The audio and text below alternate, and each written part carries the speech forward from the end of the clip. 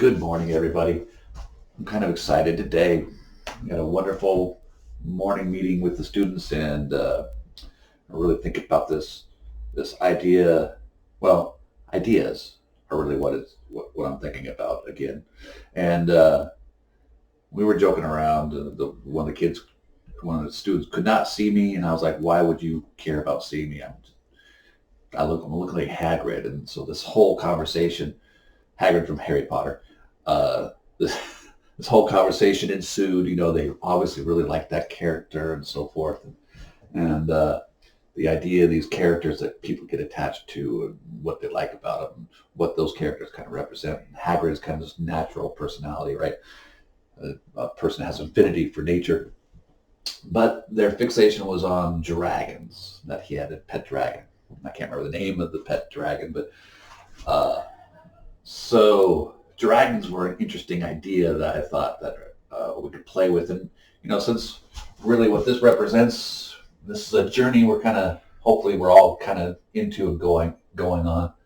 Um, but the idea of a dragon did kind of fit with this Mayan situation that I'm kind of playing with here, and the idea of Quetzalcoatl, the bird serpent, the emerald bird serpent god that the Mayans had, really kind of a dragon, right? And then you start thinking about these ideas of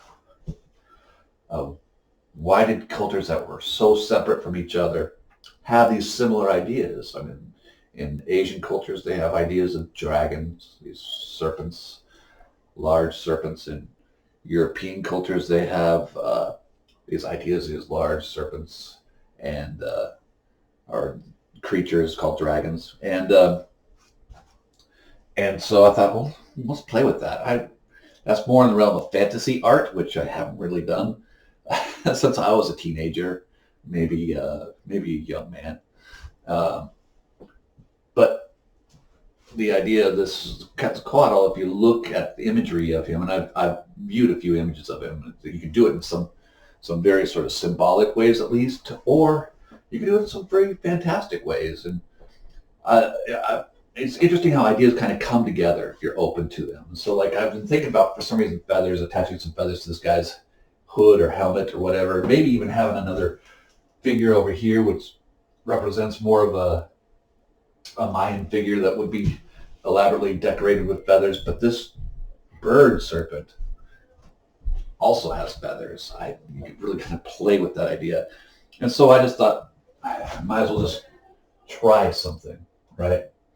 And so I'm going to try doing a dragon. And again, we're on a journey. We might not even keep any of this, but at the end of our journey, we're going to end up with something. And maybe we have a story to tell along the way. Ooh, I may be having performance issues again.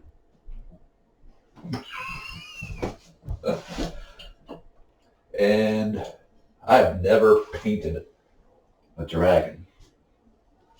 So I'm kind of curious about what might come out of this. And one of the things I'm thinking of is that, what would it look like if we make it really big, but we only have so much space to represent this creature, right? And we could represent, like, maybe the face right here, right? Looking, breathing in this guy's face, right? Who knows? But the head would be huge, and the composition might be thrown off a little bit that way. And so I thought, what if the dragon wraps around this sort of pyramidal shape? I'm just going to play with that idea. But it goes behind something.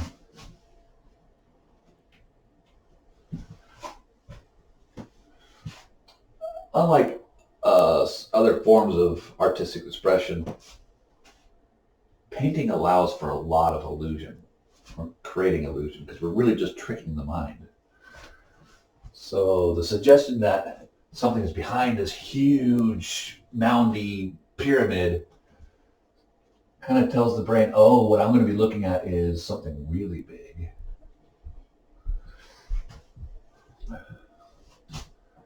Maybe this serpent is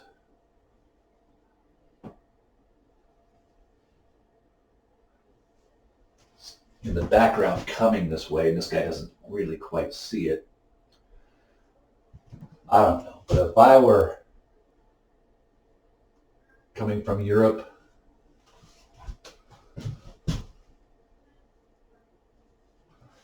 and I heard about this mythical, we know it as a myth, right? But if you're in a new world that you don't understand, and you heard something about some sort of serpent,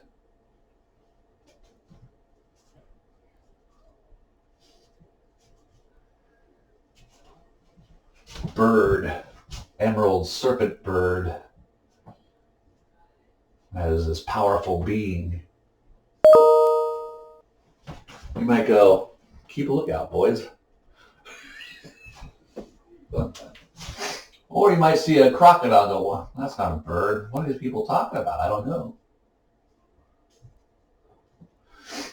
I want to kind of do this in a way, though, that's kind of representative of the culture the idea comes from, and not too much like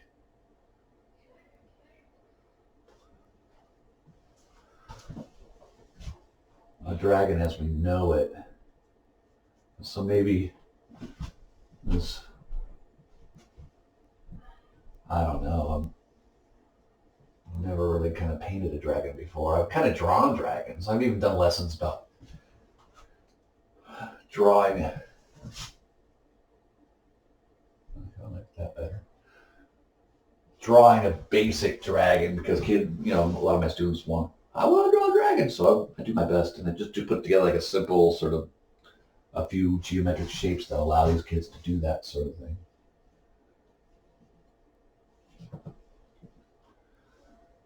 So, again, if you're being creative, why not learn something along the way? And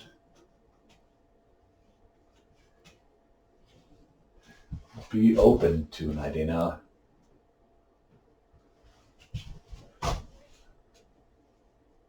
Now, be open to the idea that something might not work out too, right? I may want to do some more research. I just did some basic sort of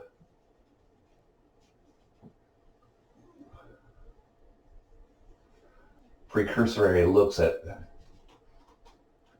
some of the representations that people have made of, I'm not even sure how I'm pronouncing it.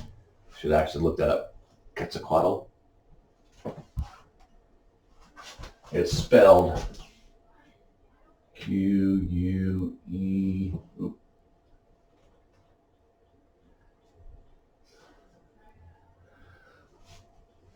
I don't know. Do you see that?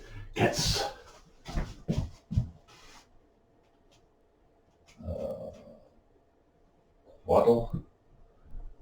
A lot of Q. One now space.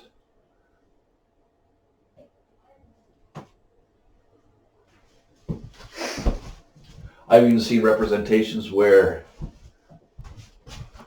the serpent is another, again, the symbol here, eating its own tail, which is another myth with meaning robberous. I'm not sure about spelling there, but I hear people maybe coming down. They're all having a fun time up there.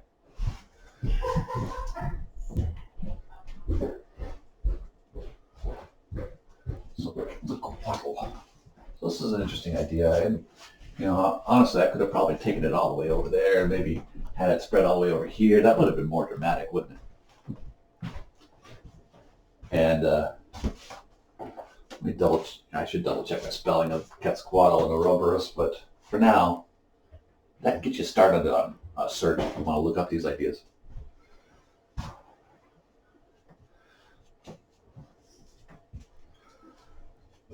So these ideas of dragons, but that concept, I want to revisit that concept. Why are these ideas of something like this in so many different cultures? And there's a lot of different theories about that. Kind of like how, spiders just know how to make a web. They don't go to school to make a web, right? They just make a web. And if you watch how they make a web, it's a very intricate process. You'd think, how could they have this knowledge without being taught this knowledge? But as far as I understand, there are no spider schools. As far as I understand, the egg sac opens up and the spiders disperse, and then they live their lives and they're on their own. And there's usually hundreds of them, right? But how do they know that knowledge without going to school? Did they pick it up somewhere else? They just find an ant and say, "Hey, ant, how do you make a web?" The ant goes, "I don't know. Right? Just don't eat me." Did they talk to a fly before eating him? And go, "Fly, how do you make a web?" "I don't know, just don't eat me." Heck, we're going to be coming up with a children's story right now. Who knows? Right? So where did that knowledge come from? So there's these ideas that we kind of have these sort of innate ideas, these ideas that we just know somehow. And so the idea of Ouroboros represents sort of a symbol for infinity, right? Or the snake devouring itself, right? How could that happen? There's a lot more to these symbols and these ideas than I'm going to be putting to you here. But that's curious to know. It's like, where does this knowledge come from? What is it that we understand to just know? And so is there some idea, this dragon idea just out in the universe that all these different cultures who live on different continents and don't know of each other just kind of have? Is it based on something real? As far as we really know, human beings didn't live with dinosaurs, right? Dinosaurs were too long ago. Did these beings, or did people just dig up their bones of dinosaurs, come across these bones, and then come up with myths and stories about such creatures, and thinking those creatures are out there? That could be. But for now, I just like the idea of thinking about that there's more to understand. There's more mystery in this world than we like to think.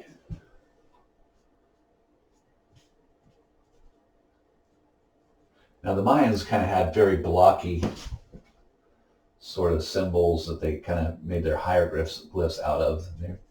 So I don't want to, right now this is looking rather much like a representation of a dragon from Asia. And I don't necessarily want to lose sight that the Mayan art has its own style and design. And so I might want to make this head a little bit blockier than it's kind of coming out. But, who knows? Who knows? I'm going to step back and look at this.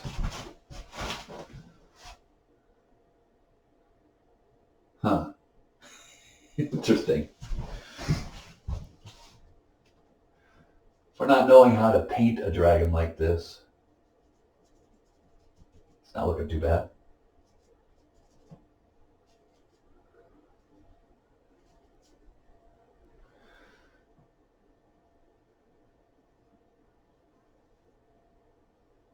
And again, I don't want to make this look too realistic either, though.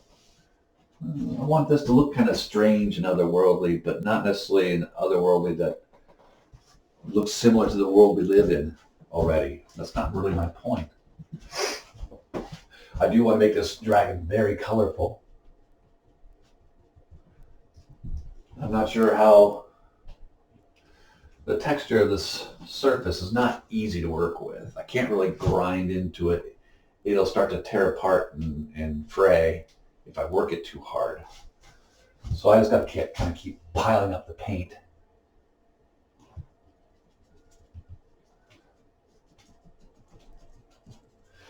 Like I said, this dragon might not exist for very long. He might just be visiting this world for just a little bit. Now, the problem I have, if I have a problem, the thing that's unsettling me about what's forming here is not the dragon, but it's how calm this guy is. If this is the man of La Mancha,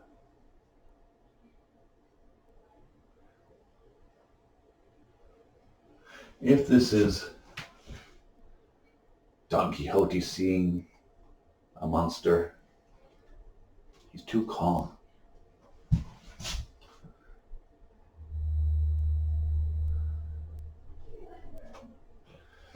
So something tells me this is not Don Quixote. And if he's a conquistador, he's still too calm because this dragon is coming right for him.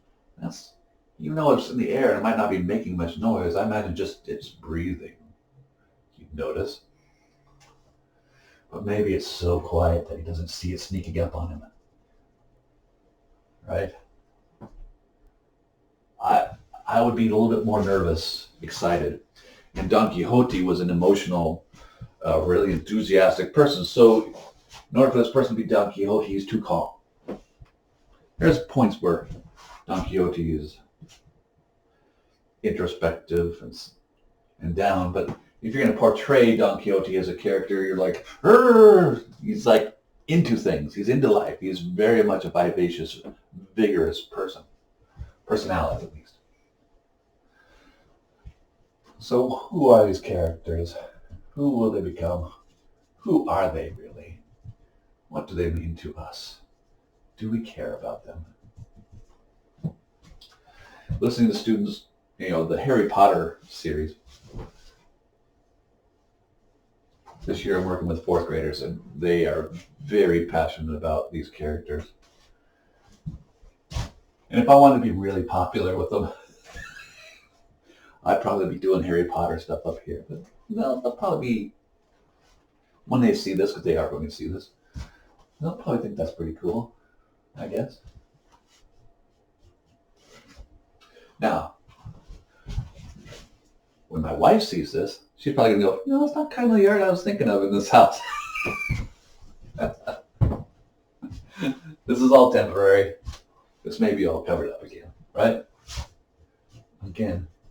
What this is about is experimentation and the journey. How many minutes do we have going here? I'm not sure. If I want to talk this long. So,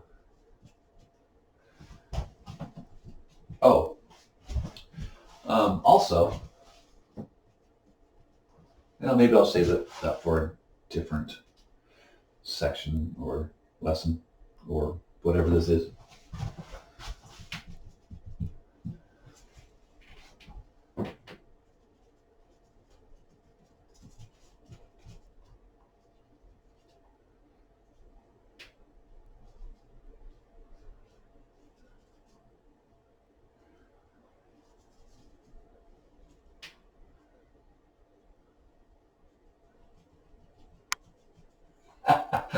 I'm sorry.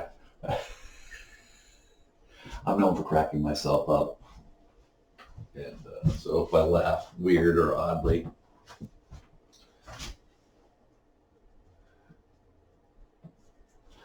I'm already thinking way too ahead of myself. Things I possibly could do or say. Things I might not ever do or might not ever say.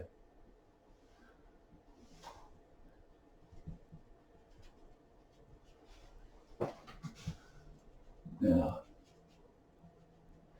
One trick for making things look far away, and if I'm just being strictly representational, I don't have to do any sort of atmospheric effects at all. But it would be interesting if I could carry this off. If I can make the head like really present here, and the tail looks so far off in the distance, right? So I'd add a lot of white to make the colors not so pure and vibrant. They look and make them look like they're distant and far away in the atmosphere. That is a trick you can learn. It's a technical trick. Maybe one day if we have an official sort of how to draw a landscape lesson or something, we'll go over that.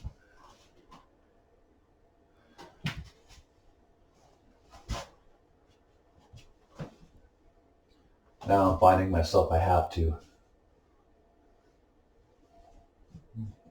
Generally wouldn't.